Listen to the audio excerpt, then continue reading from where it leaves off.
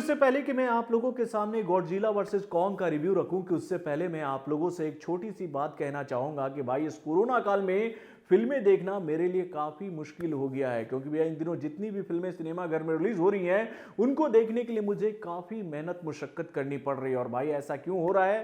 तो भैया हमारे शहर में केवल एक ही सिनेमा घर खुला है जिसका नाम है सिनेपोलिस, और इसके अलावा हमारे शहर में जो बाकी के दो सिनेमा घर हैं यानी कि पायल और आइलेक्स, ये दोनों के दोनों बंद पड़े हैं। और भाई आज गॉडजिला वर्सेस कॉन्ग का जो शो था वो शाम का शो था, यानी कि शाम के 3 शो थे इस फिल्म के।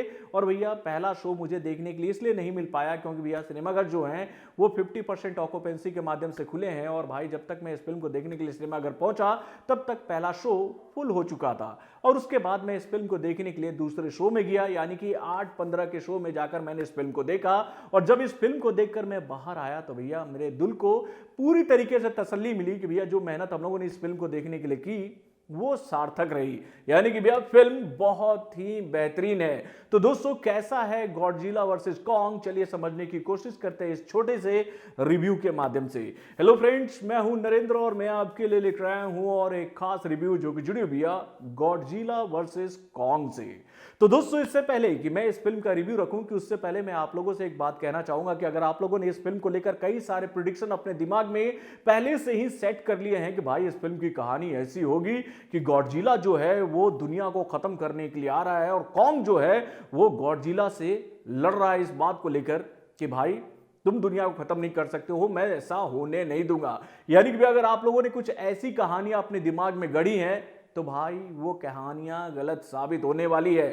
यानी कि इस फिल्म में विलेन कौन है, हीरो कौन है, इसको समझने के लिए आपको पूरी फिल्म को देखना होगा। यानी कि भैया इस फिल्म में जो जो चीजें हैं भैया वो मैं सोच कर नहीं गया था कि भैया ऐसा कुछ होगा। यानी कि मैं तो यही सोच रहा था कि भाई इसमें जबरदस्त एक्शन हम सबको देखने को मिलेगा, कॉन्ग के साथ में किसका, तो गॉडजिला का। लेकिन भैया एक्शन तो है, लेकिन इसके साथ साथ इस फिल्म में बहुत सारी चीजें ऐसी हैं जिसको देखने के बाद आप भी इमोशनल हो जाओगे कि भाई कॉन्ग भी इमोशनल होता है, गॉडजिला भी इमोशनल होता है, लेकिन जो एक्चुअल विलेन है वो इमोशनल नहीं होता है। तो भाई ये एक्चुअल विलेन कौन है, इसको देखने के लिए आपको इस फिल्म को पूरा देखना होगा। यानी कि भैया मैं आप लोगों के सामने ज्यादा स्पॉइलर नहीं रखूंगा क्योंकि आपको पता ही है कि मैं अपने रिव्यू में कभी भी फिल्म की कहानी को रिवील नहीं करता हूं, बस हल्की फुल्की हिंट आप लोगों को दे देता हूं कि भैया फिल्म की कहानी शुरू कैसे होती है।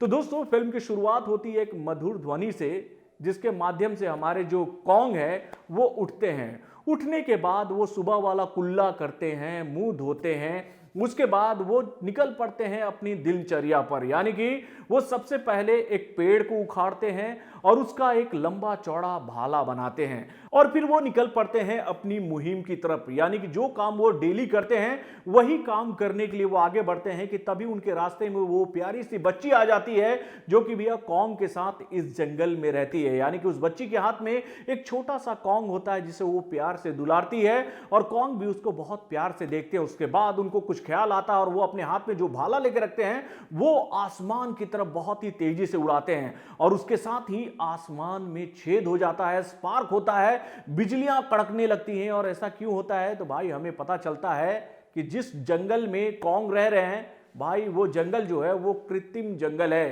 यानी कि कॉन्ग को एक ऐसे पिंजरे में रखा गया है जहां पर उसे यह फील कराया जा रहा है कि वो उसी दुनिया में है जिस दुनिया से वो निकल कर आया था। और इसी के साथ ही इस फिल्म की कहानी शुरू होती है। उसके बाद में इसमें गॉडजिला की एंट्री होती है और गॉडजिला के साथ में कॉन्ग का पहला मुकाबला होता है कहां पर, तो भैया समुद्र में। यानी कि जो सीन आप लोगों ने ट्रेलर में देखा था कि समुद्र में भैया कॉन्ग को लेकर जा रहे हैं शिप पर और वहीं पर गॉडजिला की एंट्री होती है और इन दोनों के बीच में पहली फाइट होती है। लेकिन भाई ये फाइट क्यों होती है? क्या गॉडजिला जानबूझकर कॉन्ग का रास्ता रोक रहे थे या फिर जानबूझकर किसी के इशारे पर गॉडजिला को उकसाया जा रहा था कि तुम जाओ और कॉन्ग से भिड़ो? यानी कि भैया इस फिल्म में ऐसे कई सारे दृश्य हैं जो कि आपका मन मोहेंगे और आपको यह सोचने पर मजबूर करेंगे कि भाई काल्पनिक फिल्मों को बनाने की जो महारत है वो केवल हॉलीवुड के हाथ में है। यानी कि भैया हॉलीवुड के मेकर्स जो हैं वो जो सोचते हैं, जिस तरीके का वो फिल्म लिखते हैं, जिस डेप्थ में जाकर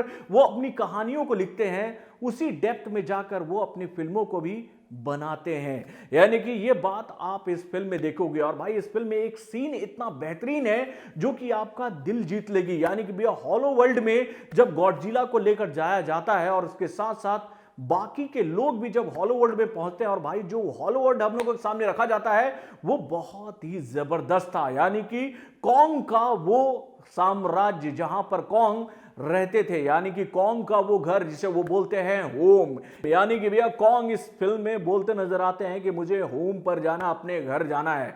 और इसी के साथ भाई गॉडजिला के ताकत को हम पहचान पाते हैं कि वो भैया इस दुनिया से दूसरी दुनिया में भी पहुंचने की ताकत रखते हैं। यानी कि वर्तमान समय में रहते हुए वो हॉलो वर्ल्ड तक पहुंच जाते हैं। और इसी के साथ भाई मारपीट शुरू हो जाती है इन दोनों के बीच में। लेकिन भैया ये मारपीट क्यों हो रही है वो भी आपको समझने के लिए इस फिल्म को देखना होगा। यानी कि भैया आप अगर इस फिल्म को ये सोचकर जाओगे कि भैया फिल्म की कहानी बहुत ही सपाट है, तो भाई ये फिल्म इतनी सपाट नहीं है। यानी कि इस फिल्म में कई सारे फलक्रम है, उतार चढ़ाव है, और उसके साथ में कई सारे मोड़ ऐसे हैं जो कि आपका मन भी मोहेंगी, आपका दिल भी जीतेंगी और आपको पूरे फिल्म को लास्ट तक देखने के लिए उत्प्रेरित करेंगी। तो दोस्तों वाकई में फिल्म बहुत ही जबरदस्त है। और इस फिल्म को देखने के बाद मैं ये कहूंगा कि भाई ये फिल्म ऐसी फिल्म रही मेरे लिए आज कि भैया जिसका पहला शो मैं इसी वजह से नहीं देख पाया कि भैया पूरे के पूरे सीट जो थे वो फुल थे। यानी कि भैया हाउसफुल था पहला शो। सेकंड शो में हमें ये फिल्म देखने को मिली क्योंकि भैया सेकंड शो में लोग थोड़े से कम हो गए थे, क्योंकि भैया इस दिनों का माहौल जो है वो दुनिया का ठीक नहीं है।